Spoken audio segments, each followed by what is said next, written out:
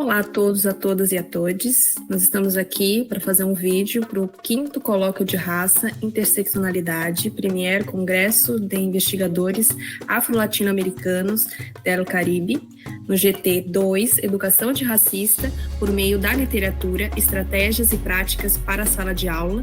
Nós trouxemos aqui uma experiência, que a gente intitulou como Ensino de História, Literaturas Indígenas, um relato de experiência no fazer-se antirracista na prática docente universitária, dentre os membros aqui dessa comunicação está o professor Elison Antônio Paim, que é pós-doutor, doutor em Educação, mestre em História, graduado em História e professor associado na Universidade Federal de Santa Catarina, UFSC, lotado no Departamento de Metodologia do Ensino de História. Silena Ribeiro Calderaro Oliveira, doutora, mestre e licenciada em Letras na Universidade Federal do Pará, doutora e mestre aqui pelo PPGE UFSC, professora concursada pela Secretaria de Educação do Estado do Pará e experiência na área de língua portuguesa, brasileira e literatura. E eu sou a Jéssica Alicia da Assunção, doutoranda em Educação, mestre em História, licenciada e bacharel em História, aqui pela Universidade Federal de Santa Catarina, e licenciada em Pedagogia e bolsista CAPES, e tenho experiência em pesquisa com os povos indígenas.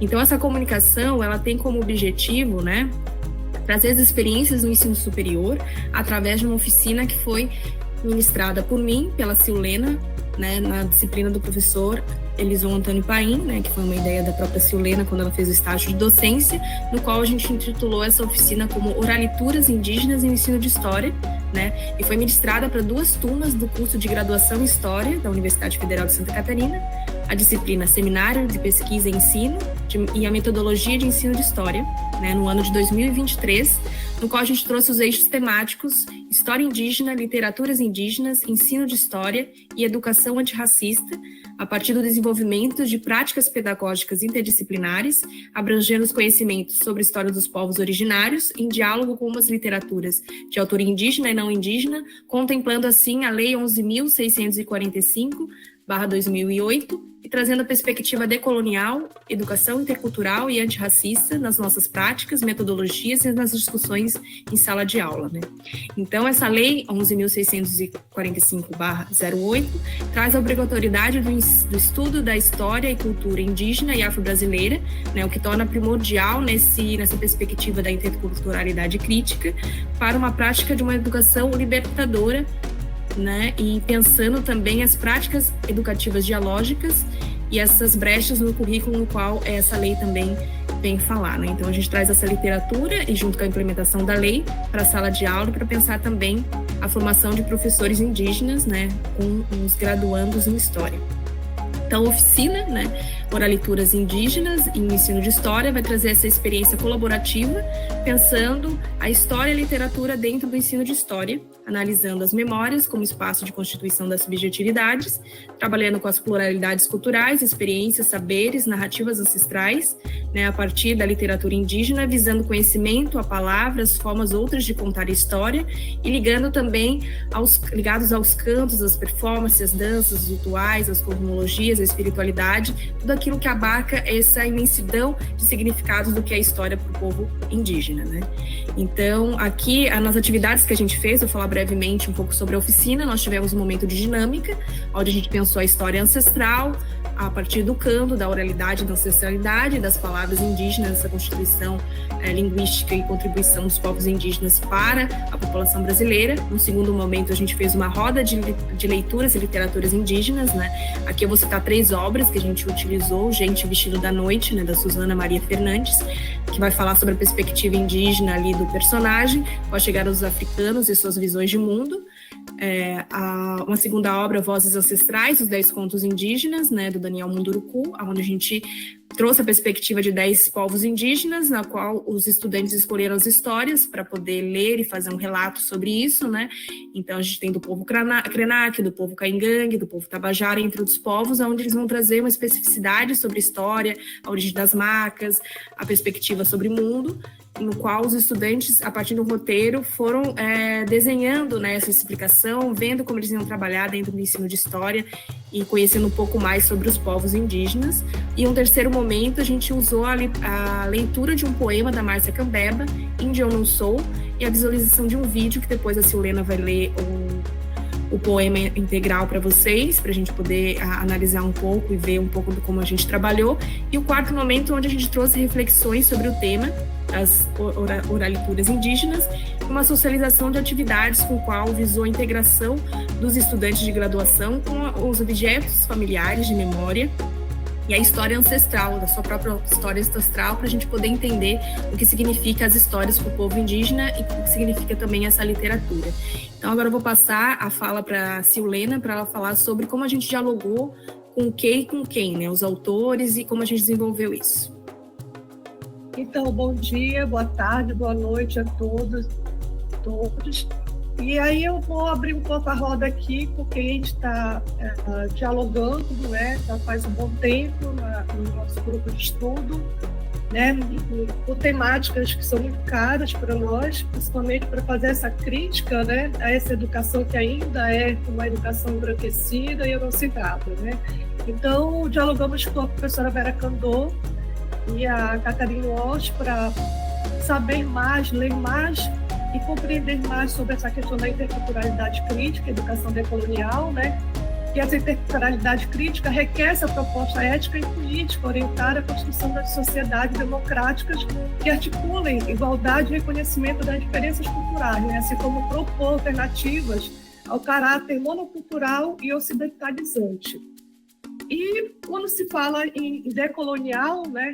Ser decolonial, e Catarina Walsh nos ajuda a pensar e alargar mais esse conceito e pensar na prática também, que é muito importante, né? Que ser decolonial, portanto, é questionar essa perspectiva monocultural e epistemicida, né? Ainda muito determinante na educação brasileira.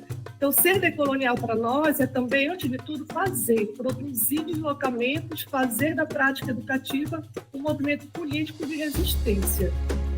E também trabalhamos com memória, né, a partir de Walter Benjamin e também da professora Karine, que a gente traz também para essa roda, né, segundo a obra dela, que foi lançada em 2023, como ser uma educador antirracista, né. Então, o Walter Benjamin, ao falar das memórias produzidas no presente, né, no ato de narrar, com o intuito de produzir rememorações e reflexões sobre aquilo que aprendemos e pretendemos seguir o nosso processo de formação e autoformação, né? E a professora Karine nos lembra também que nós, professoras, professores, nós somos doadores de memória, né? Com esse papel de transmitir socialmente às novas gerações um legado cultural sistemático que tanto nos impulsiona no sentido do desenvolvimento humano, né? Então, eu sempre gosto de dizer que hoje eu acho que a gente precisa mudar essa expressão, uma educação de qualidade para uma educação mais humanizante, né? Humanizada e humanizante. E, realmente, que a gente traz também uma discussão sobre pensar sobre as literaturas indígenas, que são plurais, né? Esse poder das literaturas indígenas narradas por escritores e escritoras indígenas para contar histórias que a história não contou, né? E aí eu trago uma citação da nossa grande escritora, Conceição Evaristo, que está na obra dela, Becos da Memória, em 2017, que ela diz assim, que as histórias são inventadas, mesmo as reais, quando são contadas. Entre o acontecimento e a narração do fato, há um espaço e profundidade. É ali que explode a invenção.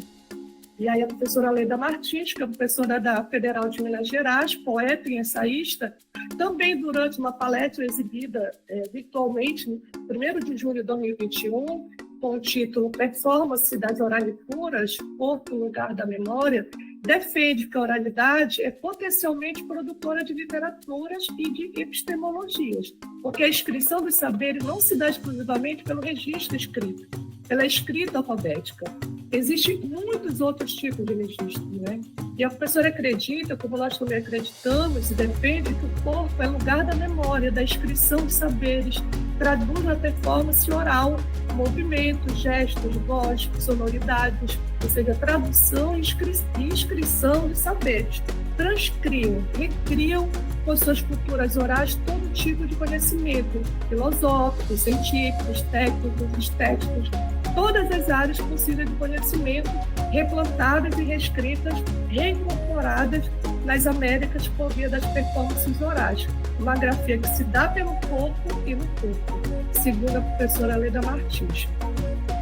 Já o nosso escritor, Daniel Munduruku, né, que já escreveu mais de 50 livros para crianças, jovens e educadores, reafirma que essa literatura, a literatura indígena, ela é construída por identidades, comprometida com a conscientização da sociedade brasileira sobre os valores, filosofias, cosmopercepções que os povos originários propagam, apesar dos 5 séculos de colonização, genocídio, né, mas com muita resistência. Então, a literatura escrita, falada, dançada, cantada, passa a ser uma referência de memória, que pretende informar a sociedade brasileira sobre sua diversidade cultural e linguística.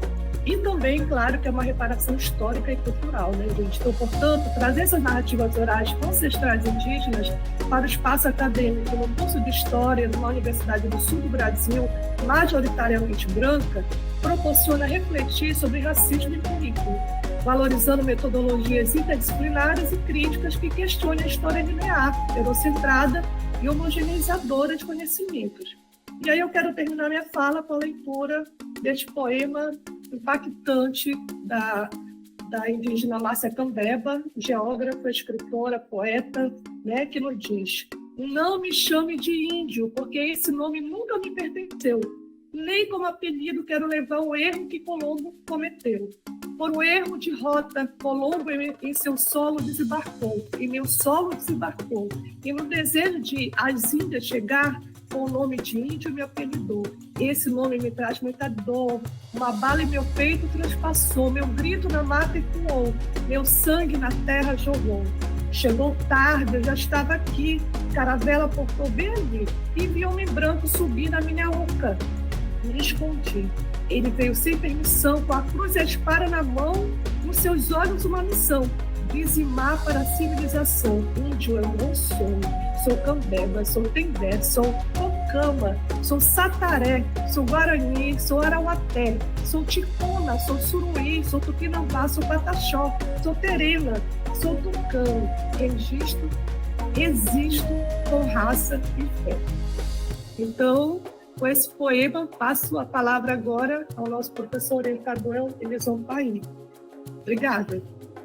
Olá a todos, todas e todes. Bom, por que pensarmos, né, o fazer-se antirracista? O que é o fazer-se antirracista?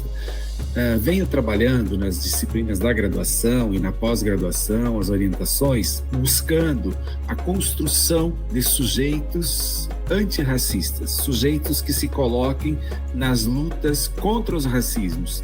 Qualquer sujeito, branco, índio, indígena, negro, seja lá quem for, todos precisamos ser antirracistas. E para pensarmos os antirracismos, nada melhor do que a escola, do que a universidade como espaço de formação dos sujeitos. Nesse sentido, tenho desenvolvido as disciplinas Metodologia do Ensino de História e Seminário de Pesquisa e Ensino de História na graduação em História, trazendo temáticas que provocam reflexões antirracistas, como esta das temáticas indígenas, a partir da Lei 11.645 de 2008. Nesse sentido é que temos organizado, então, oficinas, palestras, atividades como esta que Silena e Jéssica desenvolveram com as duas turmas, né, buscando, então, a construção dos graduandos em História enquanto sujeitos que se coloquem na luta antirracista, pois entendemos que essa luta é uma luta especialmente da branquitude, né? Nós, brancos, é que somos racistas, nós é que construímos o racismo. Vocês podem se perguntar, mas eu não sou racista, eu não construí isso. Eu também não. Eu tento não ser racista o tempo todo e todo o tempo. Porém, meus ancestrais, que são de matriz europeia, todos eles, né, sem exceção, construíram relações racistas com os povos indígenas e os povos de matriz africana. Da mesma forma que os estudantes, em sua ampla maioria brancos e ligados à branquitude, né, precisam se construir professores que logo estarão na escola, né, ensinando aos seus estudantes práticas não racistas. Então, nesse sentido, e penso que ninguém nasce, né, racista ou antirracista. As pessoas se constroem, são construídas racistas. E nesse sentido, pensamos que nós nos fazemos antirracistas. Então nós vamos nos construindo a nossa história, as nossas relações, as nossas atividades profissionais na perspectiva da construção do antirracismo. Muito obrigado a todos, a todas e todos.